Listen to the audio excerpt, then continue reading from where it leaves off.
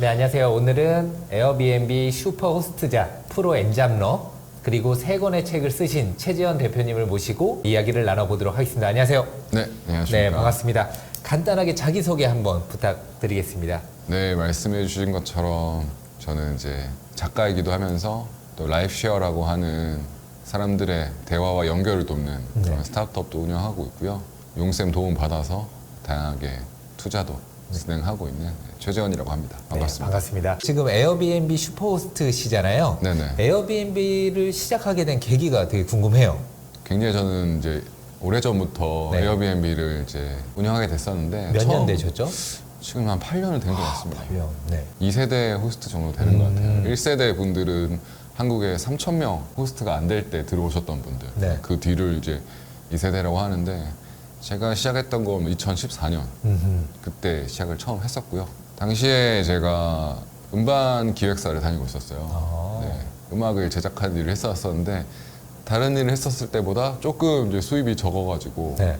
그때 제가 30살이었는데 조금 더 벌어야 되겠다 생각이 들어서 그때 부업을 했었는데 그 중에 이제 하나가 에어비앤비였어요.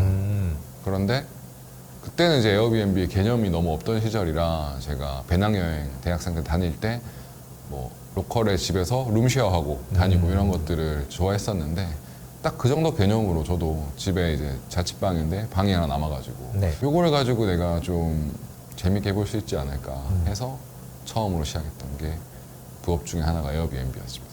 그 에어비앤비는 뭐 하나만 운영하시는 분들은 안 계시잖아요. 슈퍼호스트라고 하면 또 이제 몇 개 정도 운영을 할 것 같은데 최대 몇 개까지 운영을 해보셨던 거예요? 저도 살짝 한때는 좀 욕심을 내볼까? 이게 네. 잘 되니까 네. 확장을 해볼까 했어가지고 네. 한 4개 정도까지 운영을 했던 적이 있는데 네. 그게 이제 제가 관리하기도 좀 어렵고 혼자 4개까지 하기에는 관리하기가 조금 어려운 상황이에요. 저는 이제 전업으로 했던 게 아니라 다른 사업을 하는데 이게 조금 뒷받침되는 현금 흐름으로 만드는 걸 했기 때문에 네. 조금 저한테는 벅차더라고요. 네. 그때 좀 정리를 하고 공부도 좀 하고 네. 이제 잘 키운 하나를 네. 남기자. 네. 그래서 그때부터 지금까지 쭉 하나만 제가 잘 키우고 있습니다. 그러면 처음에 시작을 했었을 때는 네. 임대를 해서 시작을 하신 건가요? 맞습니다. 제일 처음에는 제가 이제 살고 있는 전셋집에서 방을 한 칸 남는 게 있어서 네. 그거를 쉐어하면서 시작을 했고 네. 점점 이제 전세로 계속 늘리기는 어려우니까 네. 그때 당시에 뭐 월세를 하나 더 얻어서 운영한다든지 아니면은 이미 집이 있는 분이 저한테 의뢰를 해서 운영을 해달라고 해서 운영을 해주고 쉐어를 한다든지 네. 이런 식으로 진행을 했었습니다. 그러면 처음 했을 때 그 한 채에서 얻는 한 수익이 어느 정도였었을까요? 그때 월에 100만 원 정도. 월에 100 정도. 네, 맞습니다. 근데 그때 뭐 큰 수익은 아니지만 네. 제가 이제 빠듯하게 사는 직장인이었고 추가적으로 투자가 안 되고 네. 제가 사는 집에서 월에 100만 원씩 매달 들어오다 보니까 네. 저한테는 한 줄기 희망 같았죠. 에어비앤비의 어떤 가장 큰 장점들이 있다면 몇 가지만 한번 설명해 주시겠어요? 일단은 가장 사람들이 쉽게 접근할 수 있는 게 좀 있는 것 같아요. 문턱이 좀 낮고 네. 그리고 두 번째는 시스템화하기 굉장히 좋습니다. 저도 다른 사업을 하고 있지만 네. 되게 많은 정성을 들여야 되고 끊임없이 이렇게 마케팅해야 되고 하는 게 있는데 일단 에어비앤비나 그 대표적으로 에어비앤비 혹은 뭐 촬영 렌탈 이런 것들은 이제 공간 대관업이로 이제 분류가 되기 때문에 그런 부분들이 조금은 다른 사업에 비해서 인풋 대비 아웃풋이 좋고 굉장히 몇몇 직원이 아닌 네. 아르바이트 분들로만 이렇게 시스템화 할 수 있는 게 가장 큰 장점이라서 네. 저같이 여러 일을 하는 사람들에게는 시간이 굉장히 돈이지 않습니까? 그렇죠. 그래서 시간을 적게 들이면서도 네. 현금 흐름을 만들 수 있는 아주 좋은 그런 점이 있고요. 네. 세 번째는 아무래도 외국인들 여행 가서만 만날 수 있는데 이렇게 우리 집으로 찾아오기 때문에 네. 그들의 사는 이야기 듣고 네. 또 제가 사는 이야기 들려주고 네. 이런 게 여행을 좋아했던 저로서는 리프레시가 많이 되더라고요. 네. 그러면 에어비앤비를 하기 위한 어떤 조건이 있어야 되나요? 조건은 뭐 법적인 조건 그리고 심리적인 조건 이렇게 두 가지 나뉘는데 네. 아무래도 법적인 조건은 이 집의 세대주가 네. 본인이어야 되고 이 집이 뭐 구청마다 조금 틀릴 수 있는데 네. 사이즈가 정해져 있어요. 너무 큰 집에서 할 수 없어요. 아하. 네. 근데 뭐 우리 집이 뭐 30평이다, 네.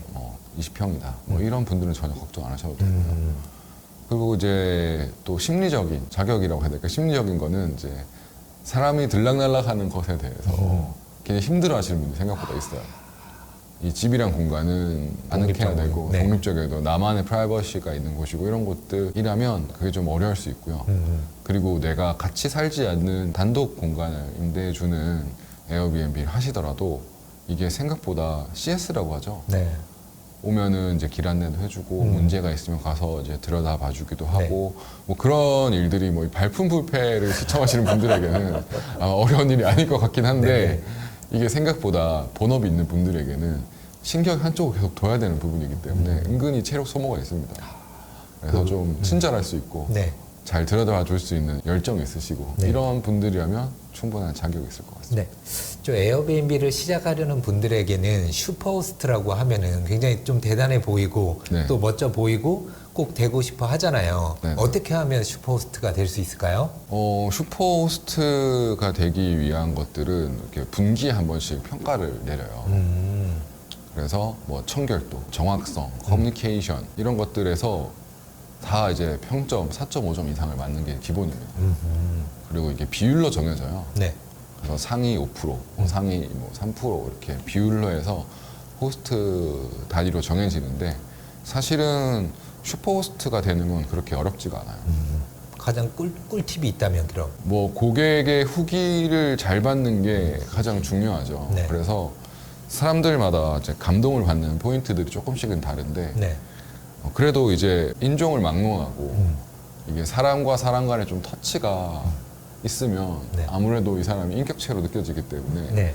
너무 무인 체크인을 한다든지 너무 내버려 둔다든지 이런 것보다는 한 번이라도 안부 물어봐주고 뭐 작은 선물이라도 주고 우리나라 와서 반갑다. 네. 그중에서 우리 집을 찾아온 게 좋은 인연이잖아요. 그렇죠. 그래서 고맙다 말 한마디 해주고 3박 4일 머무면 그중에 한 번 별일 없는지도 물어봐주고 뭐 관광 정보라도 주고 네. 이런 계속 제 스킨십 있잖아요. 네.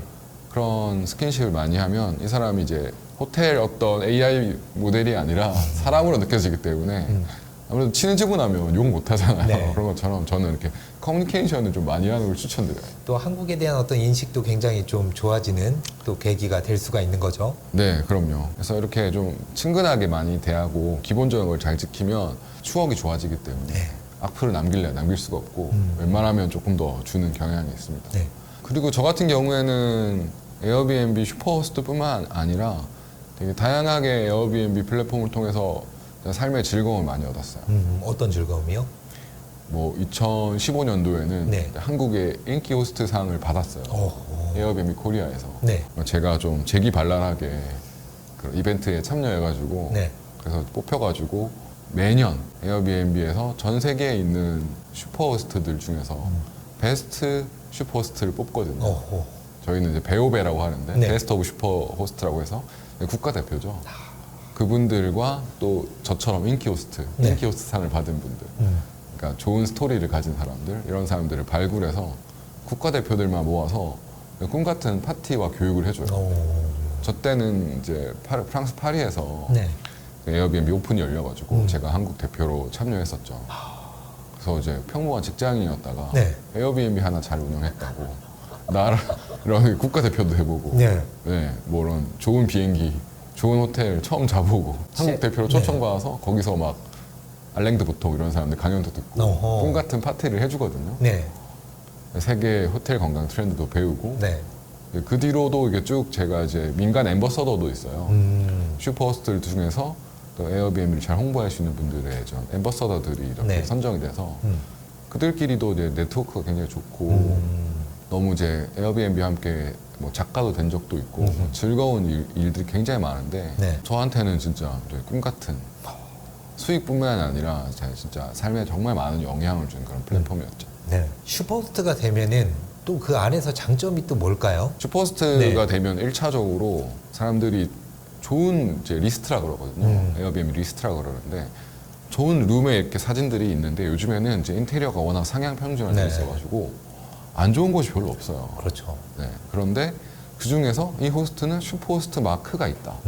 라고 하면 마치 햇섭 인증처럼 아, 이 음식 내가 최소한 안심하고 먹을 수가 있겠구나. 네. 이 경험에 대한 여행 갔을 때 숙소라는 굉장히 중요한 네. 고려 요소인데 네. 거기에서 안정성이 확보되는 거죠. 그래서 인증 마크가 네. 세게 하나 붙어 있는 거기 때문에 고객에게 안정성을 줄 수 있다. 그런데 굉장히 선택될 가능성을 높인다. 이런 측면에서 가장 좋고요. 네. 그리고 이제 두 번째는 아무래도 슈퍼호스트들끼리 또 이렇게 커뮤니티도 좀 형성이 되고 네. 또 저희 같은 앰버서더들도 또 강력한 커뮤니티가 형성이 돼요. 그래서 아무래도 정보도 좀 빠르게 들을 수 있고 웬만하면 뭘 할 때 그래도 이제 상위에 있다 그러면 네. 기분이 좋지 않습니까? 그렇죠. 자부심도 생기고. 맞습니다. 더 슈퍼호스트- 열심히 하게 되고. 슈퍼호스트가 되신 분들은 그거를 이제 배지를 내려놓기가 싫기 때문에 네. 더 열심히 하게 되는 경향도 있어요. 네. 여러 가지 장점이 있습니다. 에어비앤비를 한다고 하면은 아까도 말씀하셨듯이 정말 다양한 분들을 상대를 해야 되잖아요. 그리고 또 외국인들 상대로 많이 하셨단 말이에요. 그러면 꼭 그 영어를 아니면 또 외국어를 잘해야만 이거 운영할 수 있는 거 아니에요?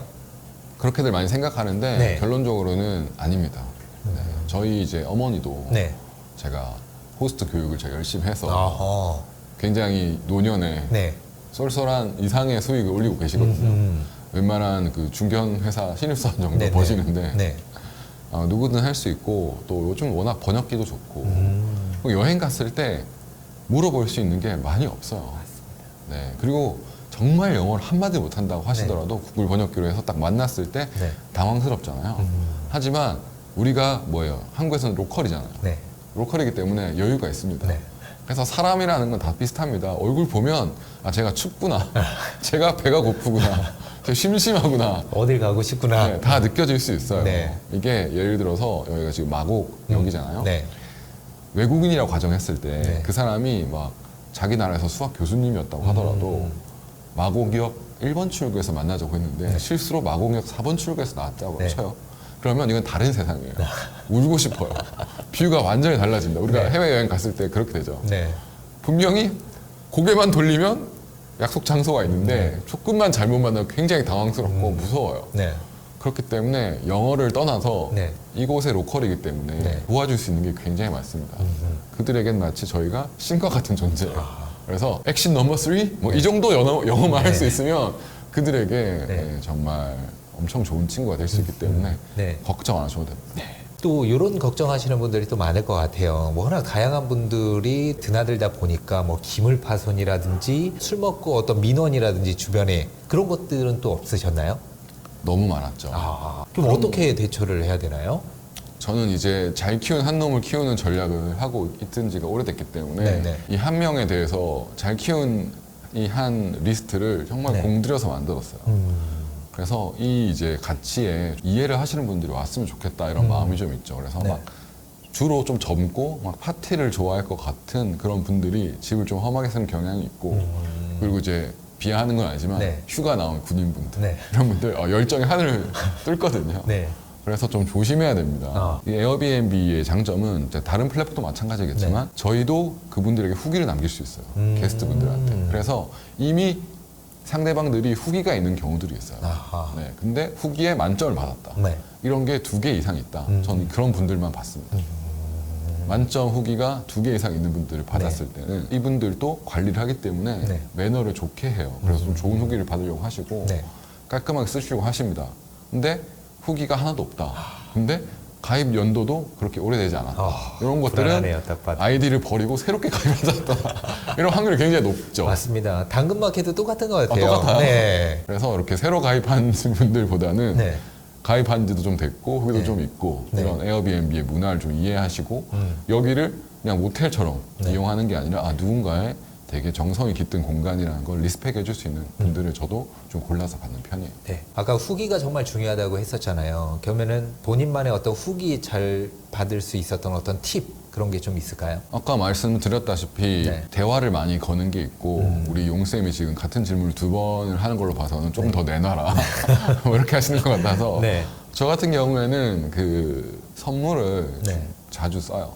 어떤 선물을 그렇게 주나요? 뭐 예를 들어서 주말이라든지 네. 아니면 뭐 연말이라든지 이러면 같이 이제 가격 높아집니다. 네. 숙소 비용이. 그래서 꽤 큰 비용을 지불하고 오신 분들이기 때문에 네. 그 중에 뭐 5%뭐 이 정도 10% 떼서 제철 과일이라든지 아니면 뭐 와인이라든지 네. 한국 전통주라든지 그런 것들을 그렇게 선물로 줘요. 그러면 이제 선물이라고 써놔도 물어봅니다. 이거 네. 혹시 나 주는 거야? 물어봅니다. 너 주는 거고 우리 네. 집 와서 고마워 하면 일단 입장할 때부터 별게 아니죠. 5,000원, 15,000원 사이 선물이지만 네. 이게 너무 즐겁잖아요. 그래서 이제 좀 그런 이제 뇌물을 좀 쓰는 편을 저는 좀 추구하는 편이고 아주 잘 먹힙니다. 어떤 동행 서비스 뭐 그런 것들도 가끔씩 해주거나 그런 거는 없어요? 그런 거는 이제 상호 네. 이제 합이 좀 맞아야 되는데요. 이분들이 이제 내가 너무 불안하다 체크인할 때 네. 그런 좀 뉘앙스를 보이거나 아니면 기간이 길어서 좀 심심할 것 같다. 네. 요런 거 있을 때 저도 좀 제안을 하는 편입니다. 그래서 근데 혼자 있고 싶거나 이미 약속이 가득 차 있는데 에어비앤비 호스트가 만나자 그러면 귀찮잖아요. 네. 근데 이제 그 뉘앙스가 이제 사람이기 때문에 서로 네. 느껴져요. 네. 예를 들어서 내가 이제 시장을 갈 일이 있다. 그러면 너 전통시장 체험해 볼래? 뭐 이런 거죠. 내가 이왕 시장 갈 건데. 그렇죠. 그리고 요 종교 활동하시는 분들이라면 네. 뭐 저는 가끔 절에 가는데 내가 이제 절에 가는데 그런 오리엔탈 메디테이션 이런 거 경험해 볼래? 하면 로컬과 할 수 있는 그렇죠. 관광이기 때문에 자기가 뭐 경복궁 팔레스 찾아서 가는 것과는 되게 차원이 다른 그게 질 높은 여행 경험을 줄 수 있거든요. 네. 근데 저는 따로 시간을 낸 게 아니잖아요. 네. 제가 원래 하는 거잖아요. 그러니까 등산을 한다든지 서울에서 등산을 할 수가 있는 거를 외국 사람들이 굉장히 충격적으로 생각해요. 산이 있는 도시가 잘 없기 때문에. 네. 그래서 자신의 취미를 조금 더 이렇게 다른 시각으로 보면 네. 굉장히 독특한 게 많아요. 뭐이 돌잔치 이런 거 한국밖에 없거든요. 그런데. 저는 이제 돌잔치에 한번 네. 꼭 가야 되는데 얘가 너무 심심하길래 어허. 혹시 돌잔치를 영어로 하기 굉장히 어렵더라고요. 네. 그래서 우리 어릴 때 애들이 빨리 죽어가지고 못 사는 나라였기 때문에 지금 이렇게 1년만 돼도 네. 굉장히 애니버서리 하는 이런 이벤트가 있는데 한번 같이 가볼래 했더니 굉장히 이색적일 것 같아서 같이 가자고 하더라고요. 네. 그래서 데려갔는데 돌잡이 하잖아요. 네. 그래서 그때 약간 집단 광기에 빠진단 말이에요, 사람들이. 그렇죠. 박수 치고 막 네. 실 잡고 예. 돈 잡고 하는데 그렇죠. 이런 거를 웨스턴에서 봤을 때는 네. 거의 우리가 굿을 보는 정도의 충격을 받아요. 네. 저게 뭐냐, 샤머니즘이냐, 네. 왜 사람들은 저 실을 잡는데 저렇게 좋아하고 네. 왜 더 저기 돈은 왜 있고 애가 왜 이러냐. 이게 마치 애들이 볼 때는 외국 친구들 보기에는 거의 그 월드컵 조추첨하는 문어를 보듯이 그걸 굉장히 네. 너무 신기하게 보고 매료됩니다, 아주. 그래서 우리의 일상이 그 친구들한테는 충격적인 게 굉장히 많아요. 그래서 일상으로 초대하는 것도 네. 뭐 후기가 아니라 찬사를 받을 수 있죠. 내가 재원의 집에 머물렀는데 네. 돌잡이라는 걸 해봤다. 이거는 미친 이벤트였다. 네. 혹은 뭐 하다못해 노가리에 맥주를 먹더라도 그런 음식 우리나라밖에 없거든요. 근데 노가리가 1,000원이에요, 한국에서는. 노가리 1,000원에 맥주 3,000원 이런 데 이제 네. 완전 로컬. 그런 데 데려가면 영국이나 이런 친구에서 온 친구들은 그런 게 한 18,000원씩 한단 말이에요, 자기 나라에서는. 피시앤칩스 같은 거. 네네. 근데 우리 노가리에 땅콩 주는데 1,000원이야. 미치는 거죠. 네. 야, 나 여기 살고 싶다. 이런 이제 한국에서의 일상들을 조금만 뒤집으면 외국인들에게는 거의 새로운 세상을 보여줄 수 있습니다. 그러면 내가 아무리 열심히 한다고 하더라도 부정적인 후기가 또 있을 수밖에 없잖아요. 그럴 있을 수 때 있죠. 어떤 대처 방법이 있을까요? 우선은 후기에도 댓글을 달 수 있어요. 네. 그래서 강경파와 소프트파 이렇게 두 가지가 있는데 내가 정말 실수를 한 것이 있다. 네. 뭐 화장실에 머리카락이 있었다든지 뭐 냉장고에 먹다 남은 쓰레기가 있었다든지 아니면 뭐 체크인할 때 실수를 좀 해서 정보를 잘못 줘서 옆집으로 안내를 했다든지 뭐 이런 것들이 네. 있을 수 있어요. 네. 그거는 이제 수용을 해야 됩니다. 정말 불편을 끼쳐서 죄송하고 여행이 한 번인데 네. 너무 힘드셨을 것 같다. 그래서 네. 다음에는 이런 일이 없도록 잘 준비를 하겠다. 이렇게 받아주는 그런 게 한 가지가 있고 네. 그리고 또 우리가 서비스업에 종사를 하는 편이지만 이게 공짜는 아니거든요. 네. 무조건 흐집을 잡는 분들이 있어요.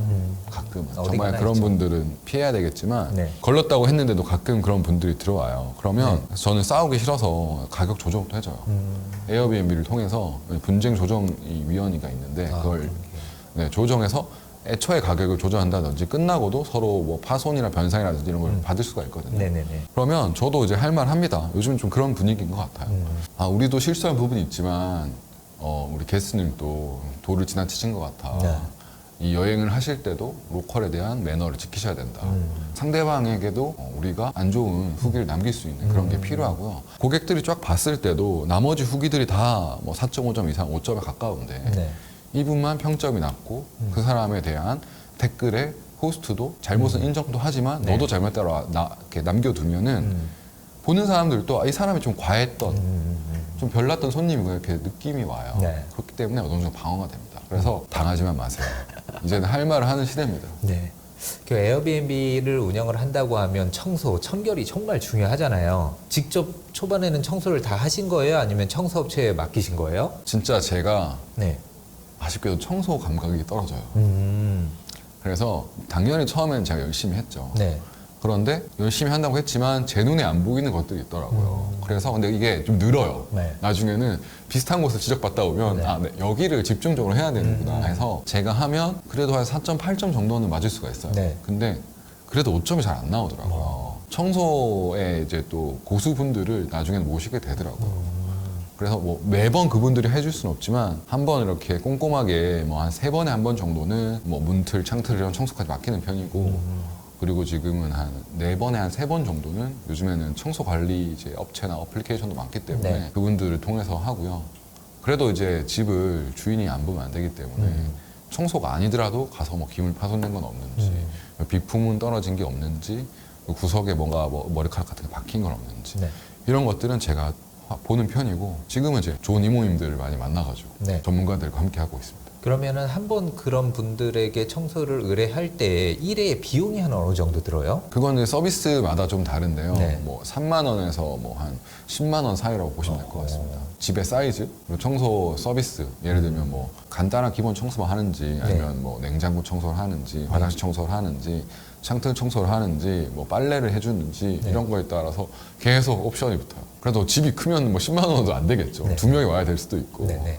그래서 그건 좀 천차만별인데 기본적으로는 그래도 집이 내가 그렇게 크지 않고 한 투룸 정도다라고 하시면 그래도 한 4만 원 정도는 생각하셔야 될 거예요. 지금 우리가 펜션이나 이런 호텔 갈 때 전기세나 수도를 안 내잖아요. 네. 그래서 막 전기도 엄청 쓰고 네. 또 수도도 엄청 쓰는 그런 네. 분들이 계신데 그렇게 해도 남아요? 아무래도 이제 뭐 누진세 이런 거 있기 때문에 네. 좀 겨울에는 조심을 해야 되고요. 그럼 난방비 때문에라도 네.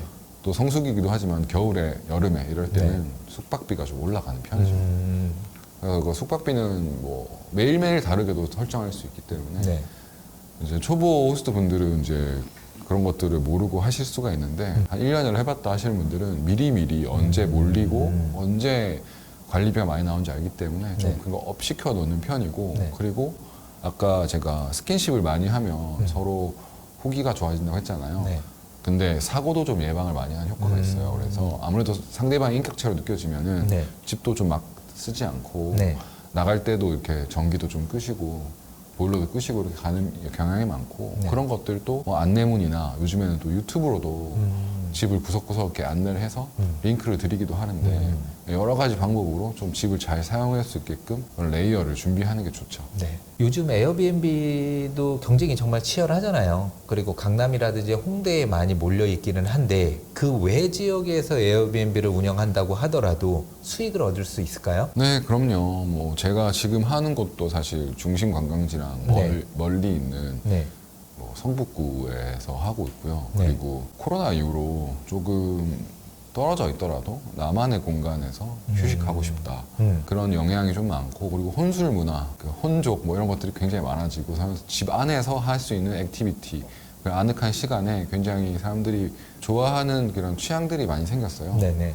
그래서 좋은 특색 있는 집에서 좀 집 안에서 네. 내가 즐기고 밖에 나가지 않고 좀 머무르면서 휴식하고 싶다는 니즈가 굉장히 많기 때문에 네. 꼭 주변에 메가한 관광지나 뭐 메가한 이런 곳들이 아니어도 충분히 메리트가 있고 네. 그리고 서울은 굉장히 이제 메트로가 잘 돼 있기 때문에 외국인들 입장에서 30분 정도 걸린다라고 했을 때 네. 그게 아 코앞이구나 이렇게 느끼는 경향이 많습니다. 아. 한국처럼 땅이 작고 메트로가 잘 깔려 있는 경우가 잘 없기 때문에 네. 이게 한국 사람들한테는 뭐 제가 지금 성북구에서 운영하고 있다 보니까 중심지인 종로까지 한 30분 정도 걸린다 그러면 아 이게 좀 멀겠네 퇴근하고 가기 힘들겠네라고 네. 생각하지만 30분이면 외국 사람들은 마트도 30분 걸려서 가거든요. 네, 코앞이라고 생각합니다. 그런 거는 너무 걱정 안 하셔도 될 것 같아요. 서울이라면 거의 문제가 없다고 보시면 되고 네. 지역이어도 제가 아까 말한 것처럼 좀 내가 이 공간을 아늑하게 즐기고 안에서 즐길 수 있는 콘텐츠가 확실하다고 했을 때는 네. 굉장히 노려볼 만한 매력 포인트라고 생각합니다. 지금 대표님 같은 경우에는 외국인들만 상대로 에어비앤비를 하시나요? 아니면 국내에 있는 분들도 같이 받으시나요? 저는 이제 섞여 있는 편이고요. 국내에 있는 분들은 또 촬영 대관도 많은 편이고 네. 국내에서 또 손님들을 받을 수 있는 그런 시행법들이 있어요. 네. 숙박 일수 중에 3분의 1 정도를 외국인이 아니라 한국 사람을 받을 수 있는. 네. 근데 이제 한국인 같은 경우에는 이제 1박만 하고 가시는 손님들이 많아요. 왜냐면은 집이 근처일 수도 있고 네. 친구들끼리랑 가끔 모여서 추억 여행하는 용도로 쓸 수도 있고 네. 그렇기 때문에 1박 손님이 많은데 사실 1박을 머물고 가시는 손님들은 조금 운영 면에서는 뭐 그렇게 좋은 전략은 아닐 수 있어요. 왜냐하면 체크인, 체크아웃을 자꾸 봐야 되고 그쵸. 청소에 대한 청소가. 로스도 많이 생기고 근데 외국인 분들 같은 경우에는 뭐 짧아도 2박 3일 웬만하면 3박 4일로 머물고 가시기 때문에 네. 운영 측면에서 수익 측면에서 외국인이 더 좋은 전략이고 네. 지금 또 코로나 풀리고 많이 들어오고 있는 추세이기 때문에 네. 좀 더 외국인을 선호하게 되는 것 같습니다. 현재 에어비앤비 게스트를 통해서 굉장히 많은 것들을 배우신 걸로 알고 있고 또 라이프쉐어라는 회사까지 또 만드셔서 운영을 하고 계신데 그 라이프쉐어가 뭔지 또 왜 만드셨는지 궁금합니다. 제가 참 에어비앤비 통해서 공부를 많이 했던 것 같아요. 다양한 나라에서 온 친구들이 자기만의 컨텐츠 혹은 네. 자기만의 배경을 가지고 오니까 그게 이제 여행을 제가 떠났으면은 강 넘고 물 건너 만나서 겨우 만났을 인연들인데 얘네들이 계속 우리 집에 와주니까 네. 얼마나 좋아요? 네, 걸어서 세계 속으로가 아니고 앉아서 세계 속으로 수준이었는데 네. 그 중에 이제 독일에서 온 가정의학과 공부하는 이제 의사 학생이 있었어요. 네. 의대 학생이 있었어요. 멘탈 케어 쪽에 굉장히 관심이 많았고 그리고 그 중에서도 환자를 멀리 보내지 않고 가족 안에서 혹은 커뮤니티 안에서 이렇게 대화로 치료하고 그 안에서 약을 처방하고 이런 전 패밀리 메디슨 이런 쪽에 굉장히 관심이 많고 공부를 하는 친구였어요. 네. 그래서 자기가 이런 쪽에 관심이 많고 여행을 다니면서 로컬과 조금 더 깊게 교류하는 걸 좋아하는데 네. 나랑 한번 해볼래? 그러는 거예요. 그래서 처음에 못 알아들었어요. 무슨 네. 말인지. 아니 술도 한 잔 안 먹고 무슨 삶에 대한 이야기를 낯선 너랑 하냐. 근데 그 친구가 키가 190이에 어허. 건장한 친구였어요. 네. 그래서 제가 계속 거절만 하기에는 육체적으로 좀 무섭더라고요. 네. 해보자라고 해가지고 이야기를 시작했는데 이제 파란 눈의 독일 남자 아이였고 그리고 대낮에 저희 집에서 복도에서 이야기를 했는데 삶에 대해서 깊은 질문들을 나누는 거였어요. 그 친구가 배우는 이런 대화 치료 방식이 네. 저한테 너는 부모랑 어떻게 연결돼 있니? 너가 아킬레스건은 뭐? 너의 아킬레스건은 뭐니? 미래에는 어떤 사람이 되고 싶니? 그리고 너는 지금 괜찮니? 뭐 이런 질문들이었어요. 근데 제가 살면서 한 번도 낮에 그런 질문을 받아본 적이 없어요. 남자들끼리 소주 마시면서 한 3차 정도 가면 할 이야기들인데 네. 너 왜 사니? 뭐 그런 거죠. 근데 그거를 이제 그런 질문을 낯선 질문을 받고 그 질문에 대답을 하다 보니까 제가 저한테 막 빠져드는 거예요. 그 속에 있는 이야기를 막 하는데 제 안에 있었던 적도 있었는지도 몰랐던 이야기들을 막 하게 되면서 이게 좀 생각이 정리가 된다고 할까요? 이야기를 하다 보니까 평소에 말을 안 하던 건데 근데 상대방이 그 이야기를 잘 들어줘요. 그리고 공감해주고 자기도 이야기를 막 하는데 낯선 사람이라고 생각했는데 그 안에 굉장히 제가 공감할 수 있는 이야기들이 많더라고요. 그러니까 아, 나만 망하고 사는 게 아니구나. 저렇게 멀쩡해 보이는 사람도 속에는 굉장히 엉망진창이구나. 네. 이런 이야기를 들으니까 이게 위안이 되더라고요. 어허. 근데 그게 스트레스 해소도 되고 되게 위안도 됐었는데 그 사람을 사귀는 되게 좋은 도구더라고요. 그 친구랑 굉장히 가까워져가지고 네. 그 친구가 이제 베를린 출신이었는데 제가 합정동에서 에어비앤비를 하면서 그 친구랑 함께 산책을 하는데 제 눈앞이 좀 이상한 거예요. 한 번도 그때 베를린을 가본 적이 없었거든요. 네. 근데 눈앞이 베를린처럼 보여요. 교감이 너무 깊으니까 그 친구의 세계가 저한테 투영돼서 어허. 마치 이제 여행 온 것 같은 착각을 주더라고요. 아 이거는 유력하다. 내가 한국에서 주말도 못 쉬고 일하는 엔터테인먼트 업계 직장인인데 앞으로 이 방법을 이용하면 내가 진짜 멀리 안 가도 이 사람 여행을 하는 걸 통해서 이런 큰 즐거움을 얻을 수 있겠구나. 그래서 에어비앤비 게스트랑 그 친구가 알려준 그 대화법을 가지고 매일 이야기를 했어요. 그때가 제 인생 좀 암흑기였어가지고 네. 인생 왜 이렇게 어렵지? 그때 용샘을 알았으면 막 가서 선배님 왜 이렇게 어렵습니까 물어봤을 텐데 없어요. 아무도. 다 바빠. 다 회사 다니고 다 부업하고 네. 또 자기만의 상처가 다 있는데 그걸 다 품고 버티고 사는 친구들밖에 없는 거예요. 근데 외국인들은 어때요? 처음 본 사람이고 앞으로 안 볼 사람이잖아요. 너다 걸렸다 해서 막 제 속 이야기 많이 하고 걔네들도 제 분위기에 끌려서 막 자기 이야기하고 이러다 보니까 밤마다 그 대화를 하니까 제가 너무 밝아지는 거예요. 그래서 이름을 붙였어요. 네. 삶을 나누는 대화라고 해서 라이프 쉐어라고 붙였고 네. 내가 앉아서도 계속 여행을 할 수 있고 그리고 상대방을 통해서 계속 새로운 세계를 학습하니까 네. 끊임없는 평생 학습 도구가 되는구나 라고 해서 그걸 라이프 쉐어라고 붙이고 제가 책에다가 네. 이 일화를 되게 담았어요. 네. 이토록 쉽고 멋진 세계 여행이라는 책을 내셨죠. 맞습니다. 이게 한국에서 에어비앤비에서 만난 친구들하고 라이프 쉐어를 통해서 삶을 나누고 또 인근 라이프 쉐어를 하고 나서 또 합정동, 망원동, 마포구 일대를 여행했던 책이었는데 네. 그 이야기를 참 사람들이 좋아해 주더라고요. 그래서 그게 책으로 나오고 그 안에 있던 라이프 쉐어라는 거, 이 대화를 통한 사람 여행을 하는 이 레저 행위를 나도 하고 싶다. 한국에 이런 걸 하는 사람이 있는지 몰랐다 하는 네. 분들이 많았어가지고 2017년도에 한국 사람들이랑 하는 라이프 쉐어 캠프를 열었어요. 1박 2일. 네. 근데 그게 하루 동안 160명이 신청하신 거예요. 오. 깜짝 놀랐죠. 네. 컴퓨터 오류가 난 줄 알았죠. 한국 분들에게 이게 정말 필요한 소통의 어떤 시간이었구나. 네. 어떤 직업이나 내가 뭐 돈 얼마나 버는지, 뭐 부모가 누군지, 학교를 어디 나왔는지, 내가 변호사인지 의사인지 이런 걸 다 떼고 그냥 삶의 본질만 인간 대 인간으로 대화하는 게 굉장히 즐거운 경험이더라고요. 네. 근데 이게 다른 사람도 되게 원했던 경험이었어가지고 제가 그때부터 네. 지금까지 라이프 쉐어라는 일을 하게 됐고 네. 그 시작은 에어비앤비에서 만난 사람들이 신문물을 네. 저에게 알려주어서 네. 시작된 거죠. 현재 3권의 책을 출간을 하셨잖아요. 네. 그럼 또 이제 또 작가로서 활동도 계속 하고 계신데 좋은 점이 좀 있으실까요?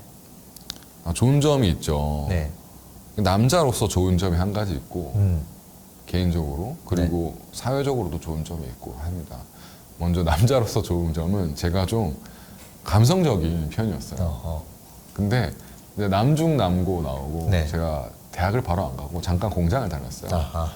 그리고 군대를 갔죠. 네. 그러니까 얼마나 이 짙은 남성 사회에서 살았겠어요. 맞죠. 그래서 아주 느낌이 그냥. 그러니까 저의 이 감수성과 여성성은 저 밑은 곳에 숨겨놨어야 되는데 작가가 되고 나서는 면죄부가 주어지더라고요. 제가 좀 이상한 짓을 해도 네. 야 최지원 쟤는 작가잖아 네. 하면서 봐줘요 사람들이. 어허. 용납을 해줘요. 네. 그때부터 되게 삶이 다채로워졌어요. 저한테 자유가 생긴 것처럼. 네. 그래서 운 좋게도 전 정말 다양한 활동을 하면서 남의 눈치를 좀 덜 보고 살 수가 있었는데 네. 그러면서 자연스럽게 두 번째, 세 번째 책도 네. 조금 다른 삶을 사니까 남들보다 더 책을 쓸 수 있는 좋은 기회들이 많아졌던 것 같아요. 소스도 많이 생기고. 소스도 네. 많이 생기고 재밌게 사니까 사람들이 더 많이 봐주고 네.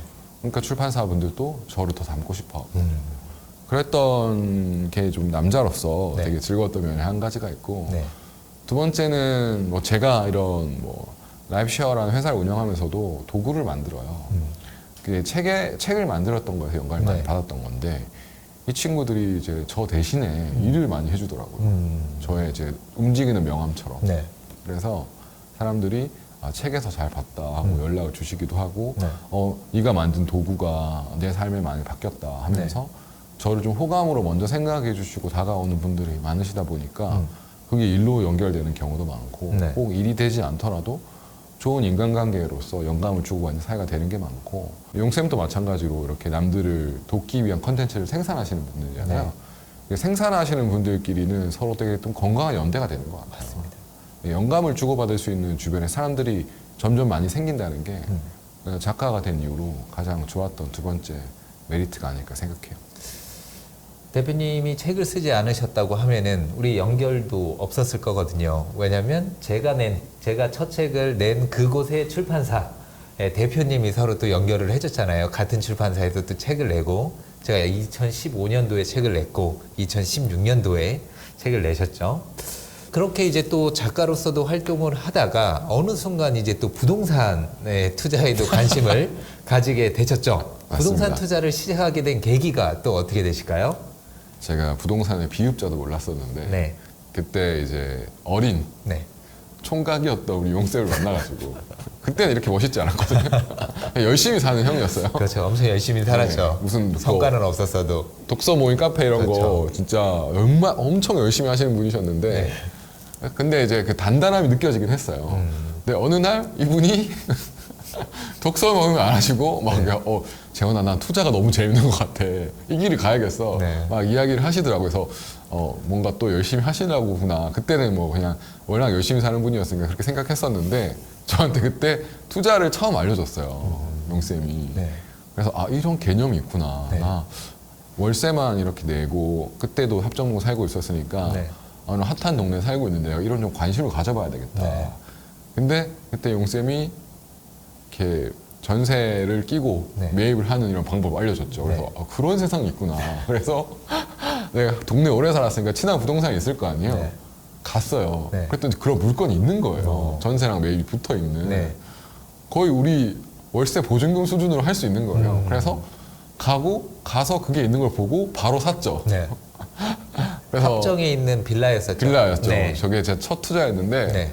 그때 용쌤도 되게 놀랐다고 하더라고요. 네. 내 말을 듣고 그렇죠. 3일 안에 산 사람은 네가 처음이다. 맞습니다. 정확히 이틀 만에 샀는데 네. 그게 너무 신기했어요. 제가 부동산을 소유할 수 있다는 게 뭐 세금 뭐 이런 거 하나도 모르고 그냥 샀었는데 심지어 사고 나서 까먹었어요. 네. 사는 게 바빠가지고. 네. 그래서 제가 콘텐츠 사업을 이렇게 진정성 있게 하는 걸 되게 좋아하다 보니까 뭐 거의 반예술가처럼 살았었는데 네. 한 4년이 지났나? 네. 그래서 그 사람이 많이 올랐더라고요. 그래서 팔았어요. 그 빌라를. 네. 사고 싶다는 사람이 있어서. 네.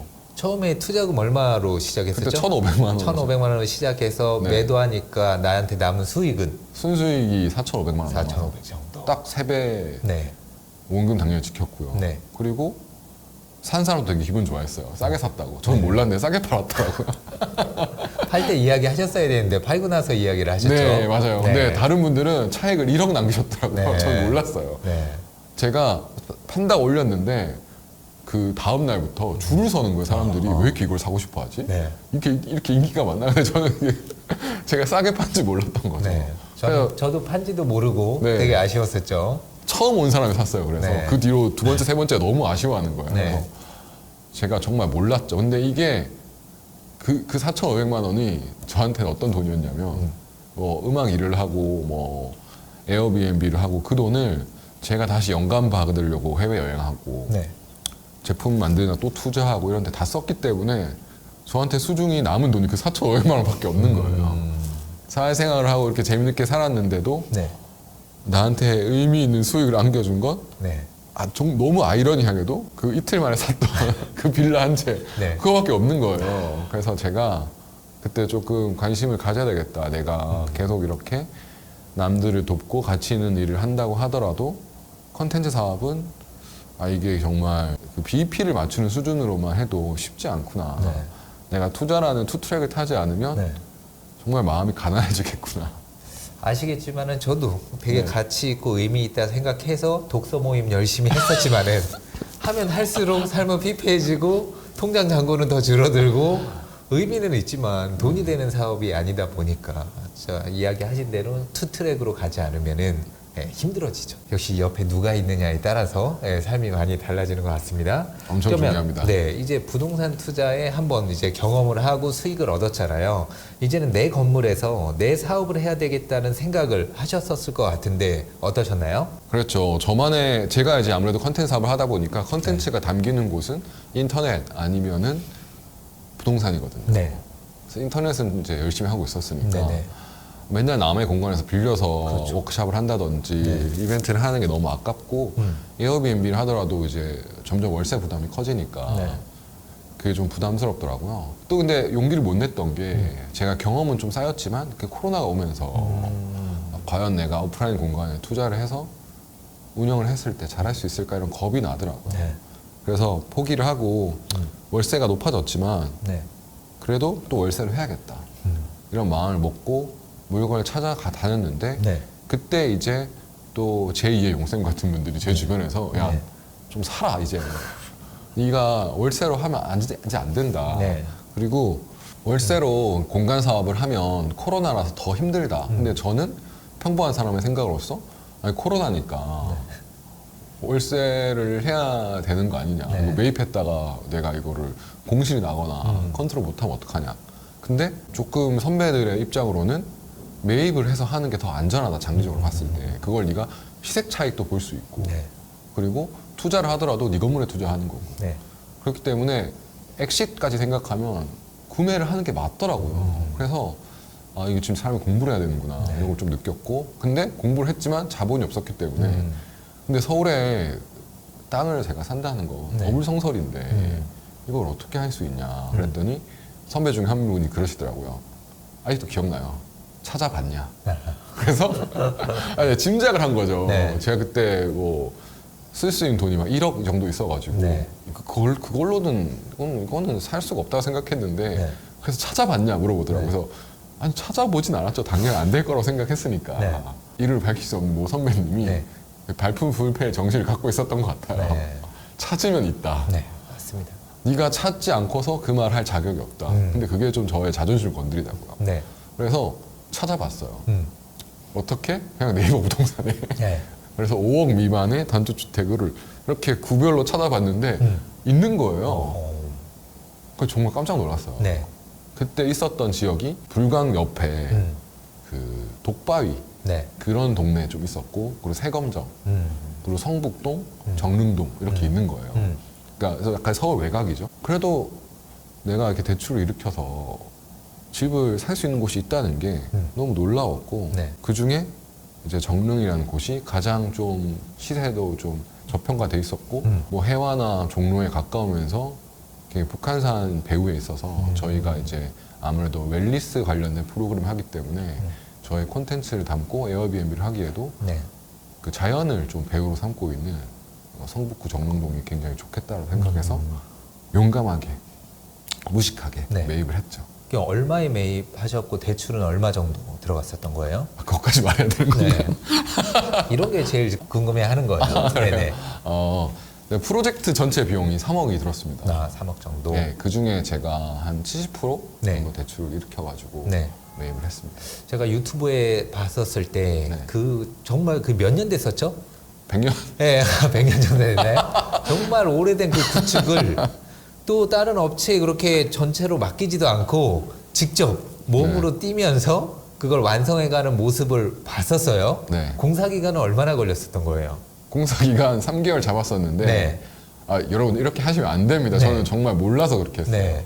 그래서 너무 구혹이었기 때문에 공사업체 구하기가 쉽지가 않았어요. 왜냐하면 이거 털다가 무너질 수도 있다. 아, 그 정도였군요. 네, 그래서 좀 위험해서 남들 좀 꺼리기도 했었고, 근데 네. 그때 회사는 아니고 한옥을 재생하는 그 프로젝트를 좀 이렇게 마음으로 하시는. 그러니까 찾아보면 다 있어요, 그런 네, 분들이. 그런 분들이 있더라고요. 네. 그런 분들이 이제 성북동에서 활동하시는 분이었어요. 한옥을 부시는 게 아니라 좀 원형 그대로 복원해서 살리는 이제 사회적 기업을 하시는 설계인데 사회적 기업을 하시는 분이 있었어요. 네.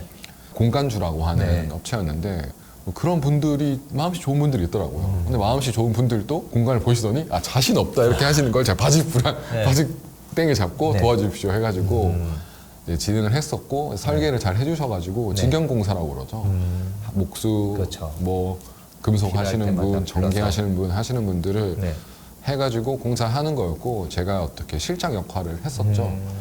저는 좀 욕심에 남자니까 좀 메카닉한 거 좀 배워보고 싶었거든요. 네. 그래서 공사가 어떻게 진행되는지도 좀 되는지도 배워보고 싶었고 직접 했는데 아, 정말 후회를 많이 했습니다. 너무 힘들었어가지고. 총 몇 개월 걸린 거예요? 3개월 예상했는데. 3개월 걸렸고요. 아. 예상은 2개월이었어요. 원래는 좀 왜냐면 직영공사라기 때문에 이거를 시간이 길어지면 제가 더 인건비를 더 내야 돼요. 맞아요. 무조건 타이트하게 잡고 해야 되는 건데 네. 중간에 하다 보니까 제가 지쳐가지고 한 2, 3주 쉬었어요. 그래서 3개월이 된 거예요. 총 인테리어 비용은 얼마 정도 들었어요, 그럼? 4천만 원 정도. 4천만 원 정도로 정말 오래된 주택을 진짜 내가 마음에 드는 공간으로 만드셨네요. 물론 2천만 원은 제 노동비였기 때문에 아. 한 보통 한 6, 7천은 기본으로 들으셨을 거예요. 네. 근데 돈을 많이 아꼈죠. 네. 철거 막 친구들 불러서 하고 별짓 다 했어요. 현재 좀 가장 궁금한 거는 땅값과 네. 이제 뭐 건물값이 많이 올랐나요? 땅값은 사는 순간 올랐죠. 왜냐면 그 공간이 10년째 비어 있었고 아하. 이제 옆집에서 그것을 이제 옆집에 한 50평 정도 대지가 되시는 분이 제 옆에 붙어 있는 건데 네. 이분이 제 땅까지 사서 네. 이렇게 좀 미래를 도모해 보시려고 살려고 했었는데 건물 상태를 보고 네. 도저히 자신이 없어가지고 아하. 내가 이걸 못 샀다 하시더라고요. 네. 근데 그래서 워낙 옆배보다도 시세가 평당 한 500만 원 떨어져 있는 곳이었어요. 근데 그거를 이제 제가 좀 젊은 사람이 사보겠다 해서 그것보다 좀 더 깎아서 샀거든요. 그래서 사는 순간 시세 차이 이제 발생을 했고 네. 근데 그 옆집 사람들이 참 재밌는 게 네. 그렇게 이 집 왜 사냐 이렇게 힘든 집 왜 사냐고 하시더니 제가 사고 공사를 하시자마자 금액을 더 올려서 집을 내놓으시더라고요. 그러니까 이렇게 젊은 친구들이 들어오고 공사도 하고 하니까 이 라인 좀 주변이 산다라고 산다. 생각하시고 네. 올리시더라고요. 어허. 그래서 덕분에 시세 차익은 더 벌어졌죠. 그 네. 집 팔리면서. 네네. 그래서 지금은 샀을 때보다 한 800만 원 정도 평당 평당. 차이가 지금 나고 있습니다. 최소한 800만 원 정도. 멋지십니다. 9억을 매입하고 나서 어떤 전후 달라진 점이 좀 있으실까요? 이제 내 집에서 뭔가를 이제 할 수 있게 된 거잖아요. 일단 부모님이 너무 좋아하시더라고요. 난 네가 맨날 딴따라지만 하고 다니길래 그지로 살 줄 알았다. 네. 근데 30대에 서울에 땅을 사고 건물을 짓다니 네. 부모님들이 봤을 땐 정말 대견스러운. 네, 정말 상황이죠. 대견해 하시더라고요. 네. 저는 이게 그렇게 큰일인가? 네. 했는데 이제 고향에 있는 부모님이 보기에는 그래도 아들이 서울에 땅을 샀다고 하는 게 네. 그리고 제가 진짜 미친 듯이 인테리어를 했거든요. 네. 그래서 되게 집이 예뻐요. 네. 막 천창 뚫어서 천장에서 막 비 쏟아지고 되게 이제 잡지에 나가도 손색 없을 만큼 예쁘게 꾸몄기 때문에 저희 PD님하고 한번 출동해 보겠습니다. 네네. 네. 그래서 너무 이제 집이 잘 나왔기 때문에 네. 그것도 부모님 좋아하시고 그래도 이제 제가 뭐 사업을 하다가 안 되면 네. 그래도 그 들어가서 살면 되죠. 살 집이라도 하나 네네. 있으니까 그게 너무 좋고 그 동네가 너무 좀 물도 바로 옆에 일급수 개천이 흐르거든요. 북한산에서 내려온 정릉천이라고. 네. 거기에 막 청둥 어린이들이 맨날 놀아요. 어허. 그거 보면 마음도 좋고 어허. 그냥 내가 이게 그래도 다 망해도 이게 지지대가 되겠구나라는 네. 생각이 들었고요. 근데 네. 이건 1차적인 거고 네. 2차적인 거는 제 수익률이 높죠. 제 건물이니까. 네. 그래서 수익률이 높은 게 또 장점이고 세 번째는 이게 제가 또 자본은 없지만 네. 감각은 있기 때문에 집을 굉장히 예쁘게 꾸몄는데 이게 좀 얻어 걸린 게 좀 있는 것 같아요. 유럽에서는 뭐 보그나 메트로폴리탄에 나오는데 멋진 사람들이 인터뷰들을 다 막 몇백 년 된 집에서 사는 모습을 보여줘요. 이게 패션인 거예요. 네. 오래된 집을 리모델링해서 성공한 패션 디자이너가 사는 이런 모습이 글로벌리 봤을 때는 굉장히 트렌디한 거예요. 저는 처절한 거거든요. 사실 네. 트렌드는 아니었는데 네. 국내 매거진에서도 봤을 때 이게 되게 스타일리시하다. 젊은 30대 작가이자 대표가 9억을 매입해서 고치고 산다는 게 힙해 보인다고 생각하시더라고요. 그래서 되게 멋진 그런 외국에 본사둔 잡지들이 저의 라이프스타일 취재하러 많이 왔어요.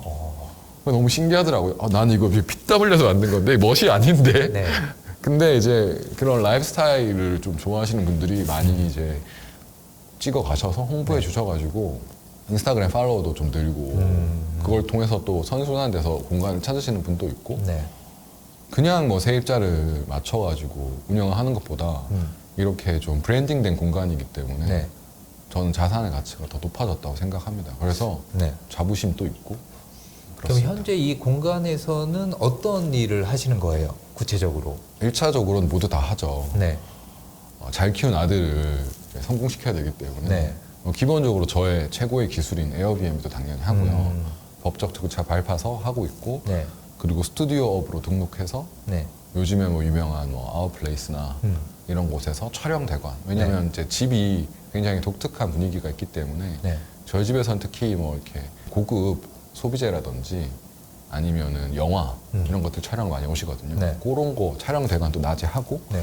그럼 가장 좋은 거는 제가 이제 사람들을 모아서 대화를 나누게 한다던가 명상을 나누게 한다던가 아니면은 1박 2일, 2박 3일 이렇게 리트릿 컨셉의 여행을 가서 자연과 함께하는 그런 웰니스 프로그램 운영하기 때문에 딱이거든요.